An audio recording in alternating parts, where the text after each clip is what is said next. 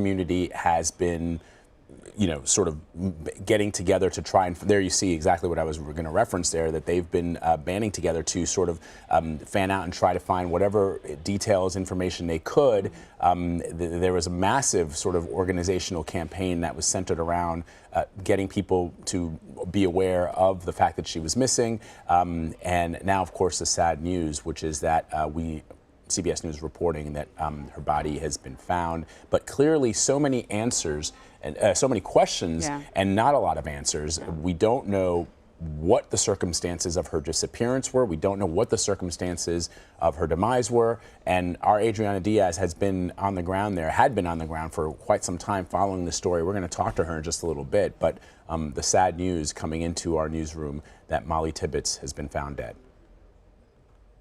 We're still waiting to get a hold of Adriana to talk a little bit more about this. This is going to be, for certain, the family is going to be shocked and saddened, but this entire little community that has been sort of grieving along with the family of Mollie Tibbetts for these nearly 5 weeks. So, there had been some talk, of course, when something like this happens, the people close to her often come under suspicion. Initially, there was some talk about her boyfriend. He was out of town at the time. She was actually staying at his apartment, dog sitting for him, I believe, and so was her boyfriend's brother. They were both out of town. There was also some discussion about a farmer that lived nearby who had initially refused to do a polygraph test and then eventually said that he would. Why police had been initially interested in him, we don't know. It could be just that they were sort of looking at everyone who could have possibly come in contact with her. But you're right. I mean, this has transformed this tiny town of Brooklyn. They were probably, most of the population was probably members of the media, or a lot of the population was probably members of the media, sort of at the height of this search. It has confounded people. Unlike when perhaps somebody goes missing in maybe a large city where there's surveillance cameras everywhere, often you can catch glimpses of the person, the last few minutes of that person. But here, because of the nature of this town, and for many reasons, probably because it's a lot safer too. They didn't have that kind of evidence to give them any sort of indication as to where she might have gone. In fact, her parents started speculating that maybe she returned from her jog and was on the computer and it had come back, but then the police said we don't have any proof of that, and there's almost a little bit of a rumor mill at one point as people just sort of were really, really eager to find some answers. Some signs, yeah. I mean, yesterday we had an opportunity to speak to former FBI profiler Mary Ellen O'Toole, and we talked to her about the technology that might be used in situations like this. Recall that Mollie Tibbetts was wearing a Fitbit when she went on that jog. And so when federal investigators, the FBI specifically, got involved in her disappearance, they did try to comb through her social media. They did try to comb through the technology that is available to investigators now in 2018 that might not have been available, 5 or 6 or 10 years ago, to try and pinpoint her location, to try and pinpoint where she may have disappeared, what may have happened to her. Clearly, that investigation was still ongoing when we learned of the news here at CBS that she had been found dead. Now, there's a lot we don't know that investigators certainly do know. The question, I mean, we are still trying to understand where she was found. We don't have that information just yet.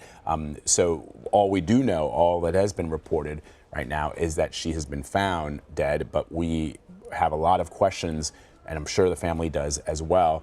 We know that the FBI had been involved in helping local law enforcement to try and locate her. We want to bring in Ron Hosko. He's kind of one of our go-to men when it comes to these sort of situations. Ron, can you hear us? Okay. Hello, hello. There you go. We got Ron on. Okay, perfect. So glad you're joining us now. I know this is a situation where there are certainly, not to use a cliche, but more questions than answers. This has been quite a mystery because it just seemed like she disappeared without a trace. But at this stage now, we're learning that a body has been found. Where does the investigation go from here? I imagine finding a body as disappointing and as heartbreaking as it is a huge step forward to solving this mystery. Well, it very well could be First, they're going to examine this body forensically to try to establish a time or date of death, the mechanism, the means of that death. They're going to comb over that body in great detail for signs that indicated signs indicative of a struggle, for DNA of a potential offender, any minutia that might give them a clue as to where she has been, how long she has been there, and anyone who links to anyone who may have had a hand in her death. Of course, unfortunately, with kidnappings of this nature, the more time goes by, the less likely that you're going to have a positive outcome. And here, this young lady has been missing for weeks. We had some, I guess maybe hints from the father, the belief that she was still alive and with someone, perhaps someone she knew, that there was a relationship of some sort, mistaken judgment. But now we come to this very tragic end, and the hope is, of course, that law enforcement can put the pieces together and identify who was responsible. For those of us, Ron, who live in big metropolitan cities, it's sometimes difficult for people to understand in a city of 9, 10, 11 million people like the greater New York City area, where it feels as if people can disappear very easily. A lot of people struggle to understand how somebody in a small community, apparently there are only about 1,500 residents of this small Iowa town, Brooklyn, could go missing. Does that, as an FBI investigator, does that tell you that that they may have been taken away from this community, or could they just sort of be in plain sight? And I don't mean in plain sight, but just sort of in the surrounding area. And because of the fact that it's a much smaller community, it's a lot easier to hide or to kidnap somebody and keep them hidden. Yeah, look, we've seen examples across the country where people have been kidnapped off the streets, and there are witnesses. The unblinking eye of a camera, a security camera down the block. I'm taken back to one a few years ago in Philadelphia, where this young lady was kidnapped off the street, and there was some video down the street, and fortunately she was later found alive with the offender. I think it was down in Delaware. And so you have in that urban environment a greater opportunity, I think, for cameras, for witnesses, for neighbors, from somebody just passing on the street to say, oh, I have a description. And, oh, by the way, and then police can track it back potentially to a car or a ticket that was issued nearby. And in this rural environment, I think, there's a different set of challenges there. Typically speaking, those cameras are not in place. It may be relatively remote, and it sounds as though if she were jogging in near an Iowa cornfield, the opportunity for someone to drive by, potentially bump her with a car, hit her with a car, injure her in some way, and put her in the car and take her away, and without anybody seeing, without anybody hearing, is frankly greater, just because of the lack of population density, the lack of folks nearby in a wide open territory. So it does present law enforcement with additional challenges. I'm sure there have been reports about the FBI devoting a couple dozen agents to this. I'm sure they have, and I'm sure they have gone through all of the expected, kind of the checklist of procedures, looking for who are the sexual predators who are registered in that area, who else is in that area, who has shown an interest in this young lady, who's she been communicating with. Could it have been some would-be paramour from her past that popped back up, that has been quietly watching her, that intended her harm because she rebuffed him? Any of those opportunities, any of those possibilities is going to be looked at very vigorously by law enforcement. So, Ron, one of the people that got a lot of media attention was this farmer that lived outside of Brooklyn, several miles from Brooklyn. I don't know how the media got wind of his name, but, you know, we learned that he had been questioned repeatedly by the FBI, which certainly made him an interesting character. And then he was pretty guarded on television, first refusing to do a polygraph. Later on, he admitted on a television station that he actually did do the polygraph test. I guess I have a few questions. If polygraph tests aren't admissible in court, then, you know, why would the FBI find them valuable? Well, look, I've used that technique in my cases in the past, and in the hands of a competent, capable polygrapher, you can coax a confession. You can get tips and clues. You can get a comfort level that we are interviewing the wrong person. Or you can get signs that tell you, despite denials, that you're looking at exactly the right person. So I think law enforcement does view it as a tool in the toolbox, not necessarily positive, but sometimes it can be because it leads to a confession. Go ahead. Should an innocent person avoid doing a polygraph test? You know, I don't think so. I think, again, in the hands of a competent examiner, look, you know, I've been polygraphed in my own career for security purposes, and your apprehension level, your anxiety level does ratchet up as they're putting wires across you and hooking you into this device to probe whether you're being truthful.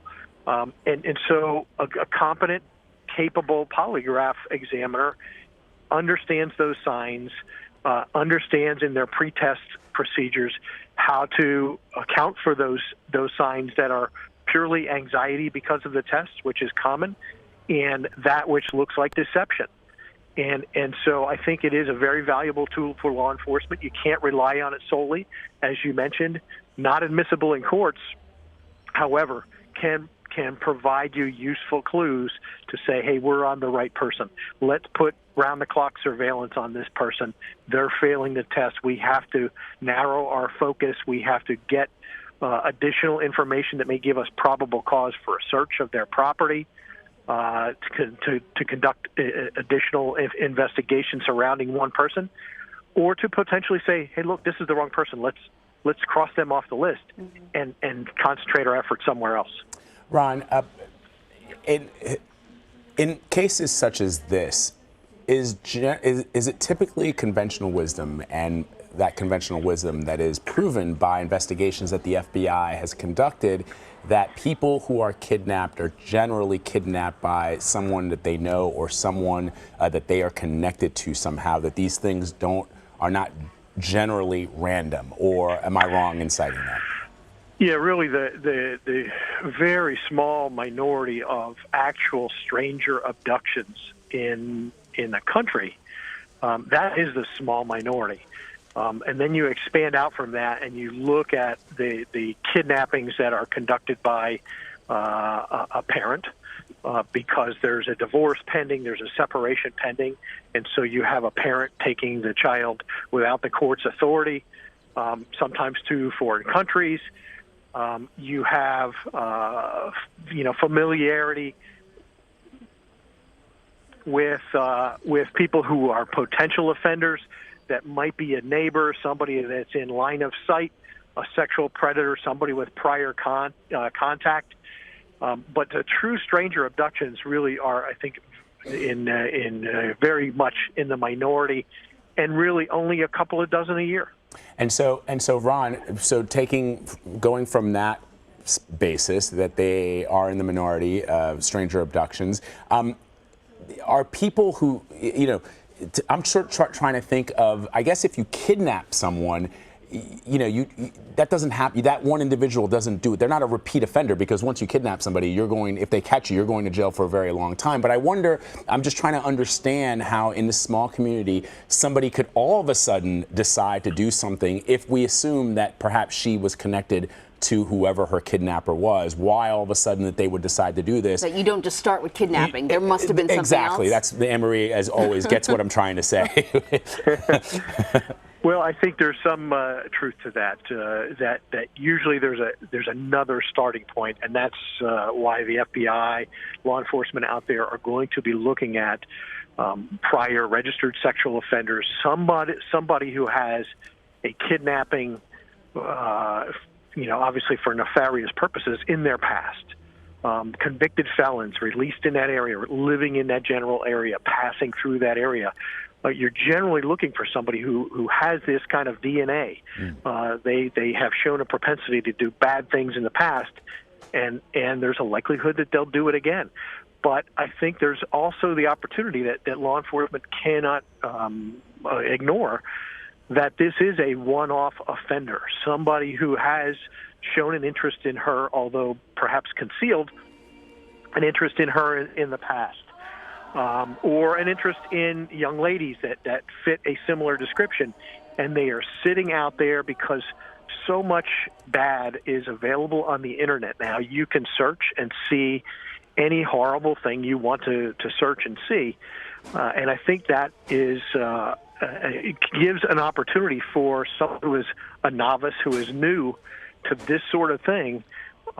Gives them potential inspiration that they have been looking at it on the internet, and suddenly they decide, hey, I'm going to do this. I'm going to do this. I'm going to act on my impulses. I'm tired of seeing it. I'm going to live it. And so that's the job of law enforcement to try to figure out, okay, what's the victimology? What do they know about Mollie Tibbetts? About her habits, where she goes to school, who she associates with, what's in her social circle, who's tried to, get to become a part of that social circle, has anyone been rebuffed, to try to understand the victim, and then work toward who is a potential offender based on her pattern of life. Who would be intersecting this person, intersecting with her, looking to potentially do her harm.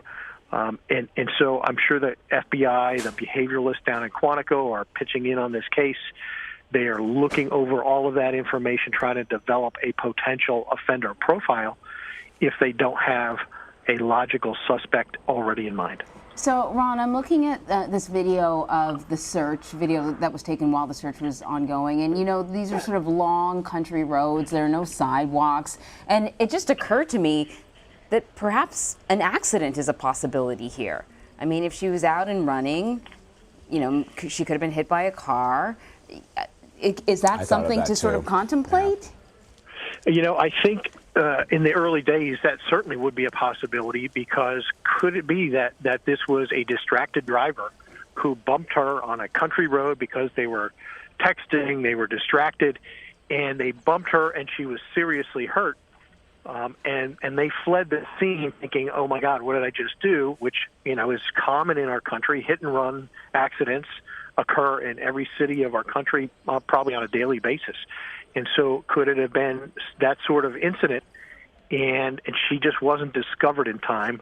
Well, we're going to find that out. Was this an injury from being struck by a vehicle, and she was left in a seriously injured condition and died of exposure? What's the physical evidence? Does it take us to that sort of conclusion? How close to a roadway was she found, or was she put in some more remote place? I'm taken back to a death down here in the Charlottesville area, again a few years ago when I was in the FBI, and unfortunately law enforcement located the victim because of vultures flying in a particular area. Wow. The smell of a decaying body, and that helped law enforcement locate the victim. That it's tragic, it's unfortunate. In that case, it was a homicide. It was an intended act. Law enforcement, by the hundreds, were out searching with the community, and sometimes you have a tragic end. I mean, this is, I think, something and we're just flashing now on our screens here that the police are expected to give an update on the case. That won't be until about 6 p.m. Eastern time. And so there certainly will be a lot of questions asked of the police and other officials, investigators, when that press conference takes place. But I guess, the one thing, Ron, that you've been pointing out is the ability of somebody to do something nefarious because of the lack of security cameras, of eyewitnesses, and I sort of feel like that this is something that is going to have this community. I mean, what does a community like Brooklyn, Iowa, do in the wake of something like this? Because, and I wonder if there's a lot that they can do. It's just one of those things that just happened to have happened in this small town. But it's certainly going to, I just can only imagine a town of 1,500 people where everybody knows each other. Right. This is gonna be extremely, extremely shocking and debilitating. Yeah, I would think if police conclude relatively quickly that this was a homicide, that's kind of shocking for a small community where they don't have homicides. Look, I live outside of Washington, D.C. I see the nightly news. Here, Chicago, other big cities, you have homicides that occur on almost a daily basis, sometimes multiple over a weekend. We see, think of in terms of Chicago in recent weekends. And the community's almost numb to it, although very often outraged by it. But when you're talking about a very small rural community where you haven't perhaps had a homicide in years, you think in terms of neighbors, looking at neighbors saying, who did this? Who's walking among us that is responsible for this heinous crime? I'm sure it is stunning if it turns out that way. If it turns out it was a kidnapping and then followed by a murder, stunning to a small community like this. And Ron, do you find that, and you stress that if it turns out that way, we really don't know anything, but do you find that when there are murders like this in such a small community, someone knows something beyond the perpetrator, someone else has seen something and kind of tucked it away and is not sure if they should come forward, but the likelihood of this being sort of a complete secret kept between the perpetrator and the victim is probably pretty low? Yeah, there is very often with this, and I know we've talked about it with ISIS-inspired attacks, kind of leakage of the signs of somebody who has this sort of intent. And what law enforcement will be trying to do is keep this case alive in the memories of members of that community, because very often somebody saw a sign. Whether it's subtle, whether it's a big, ugly sign, somebody saw something, and law enforcement is desperate to get that one tip that cracks this case open. We want people who might be responsible for a kidnapping, let alone a kidnapping and murder, off the streets of America. And so law enforcement is going to have to really be, very often as days and weeks go past, be creative in trying to keep this in the public's eye, because the public can be so valuable in these cases. Law enforcement alone is not the answer to all of our challenges about crime in America.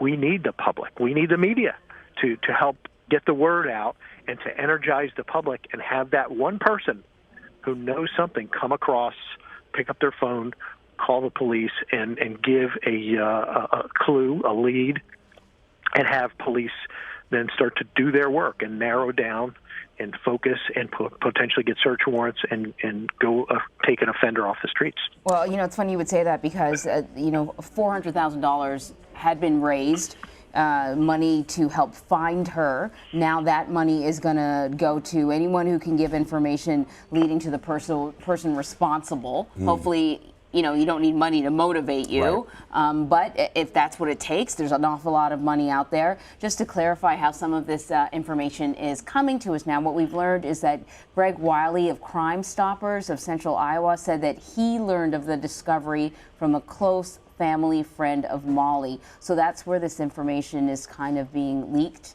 from, essentially, that the body was found, that a body was found, and it looks like it is indeed her.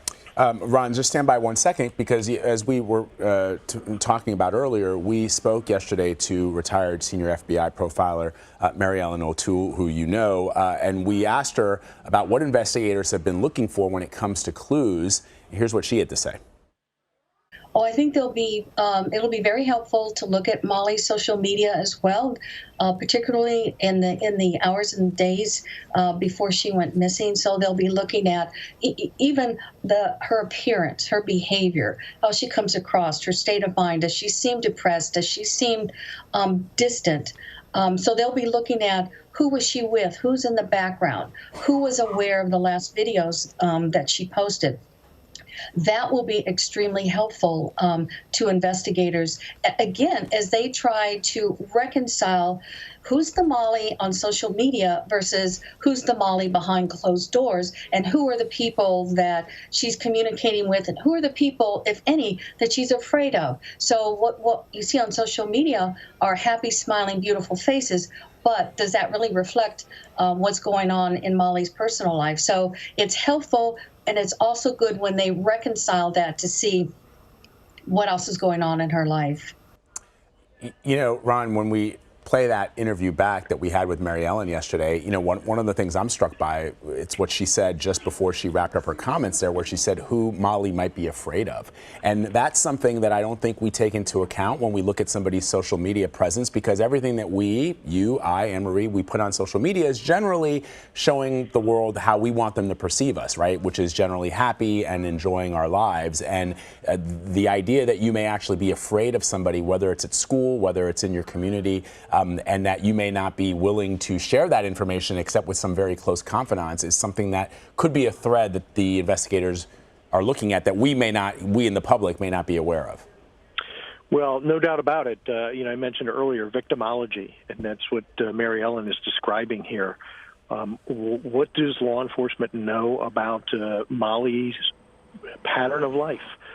Who on her social media? You're exactly right, Glenn. We present very often on social media that which we want to present, and we conceal that which we want to conceal. Who was Mollie blocking from her social media? Whose phone calls was she blocking? What do her closest friends say about you know, would-be paramours who repeatedly or insistently asked her on a date, ignored the fact that she had a boyfriend, whatever? That other part that's very often unseen, it's law enforcement's job to probe into that as well, to develop the complete picture. And what about the value of social media when it comes to this investigation? Well, I think there is value because, again, it's going to at least give us some indicators of her state of mind. And, you know, before this, weeks before, what's been going on in her life, very often people post that up. So it's a part of the entire matrix of understanding, you know, what is this person about? What motivated her? What did her life look like in its truest form? And it's an opportunity for law enforcement to reconstruct parts of that. What's changed on her social media? Very often, you know, that's valuable. You know, if you change, I know in some of these sites you put up, you know, the person's in a relationship, they're not in a relationship. So what has changed over time? That may give law enforcement some indicators. And again, pattern of life. What does she do? How does she do it? Who does she normally intersect with? Where does she go? Those are all potential locations where you're going to circle investigators and interview everybody there. If she shops at particular stores on particular days routinely, who is there that might have, you know, looked at her, come into contact with her, started to think bad things about her? I want to know all of that. So I don't want to just know generally area sex offenders, registered sex offenders, people with convictions for violent crimes. I want to know who does she intersect with, and that may be a little bit different than just who's in the area. You know, the other thing I thought about, because the news, as we know it, is that she was out for a jog and she disappeared. And often when we work out, we keep a routine. Mm-hmm. You know, we might go out every day at 8 a.m. or at 4:30, and I remember sort of part as a security lesson, being a woman out alone, being told to vary your schedules, because if someone knows that you're always going to be out jogging at 6:30, then they could be waiting for you. Sad but true, Anne-Marie. And when I first heard the news, I have a youngish daughter, a young adult now, and I'm just shaking my head thinking, first, isn't it wonderful that somebody who is in a country setting believes in the humanity of their fellow citizens, that they can go out jogging at night in the evening by themselves in a very remote, rural area and feel safe. Mm-hmm. That's a wonderful thought. Unfortunately, that's not always the reality in America, where you do have too many bad people. If you look at lists of whether in your state, you can very often pull up your community and look at where registered sex offenders are associated address-wise, and you see them in every community. Yeah, it's pretty disturbing. There are apps for that, and it's pretty disturbing. But don't you think that the people in such a small community, that you'd be aware, right? They report that to communities, and communities are aware of who's living in their midst. Well, we'll ask Ron that. It's probably different in different jurisdictions, isn't it? It is. And if you have the awareness and the inclination, you might be able to go to a local website and find where such people are in your community. Very often we're worried about our kids. Does my child walk by this location on the way to the school bus or on the way to school? But look, this applies to adults as well. And, it just, in this day and age, with crime that sometimes seems to surround us, look, I would be very worried. I've cautioned my own daughter, look, when you go shopping, look around before you get into your car. You can see if somebody's walking towards you because of a potential carjacker or something like this, potential kidnapper. Those folks are out there. And I'm not trying to instill a sense of paranoia in my own child or in others, but crime is a reality in America, and we ought to take steps to be aware of our surroundings and protect ourselves against something bad happening. And here, something bad did happen, because it sounds as though Mollie Tibbetts has been found dead. We don't know the cause yet, but something bad evidently did happen. Whether she was struck, whether she was kidnapped and killed, something bad happened to this young lady. It's horrible. You talk about, wouldn't you know if you lived in a rural area, right? And we don't know anything about the perpetrator, right? Just sort of keep saying that, right? And certainly there are registered sex offenders everywhere, as Ron pointed out, but there are a lot of restrictions on registered sex offenders, that they can't live close to schools or playgrounds and this and that. And you would think further out in the country would give them less opportunities to violate those restrictions. Right. Though you might want to think, oh, people don't live out here who, are may be up to no good, but that's not necessarily the case. Yeah, no, and the thing that is how quickly, Ron, do federal investigators, local police clear family members from, and we're not pointing fingers at anybody. I'm just trying, as we think about, we've been talking a lot about perhaps somebody that she knew, somebody that,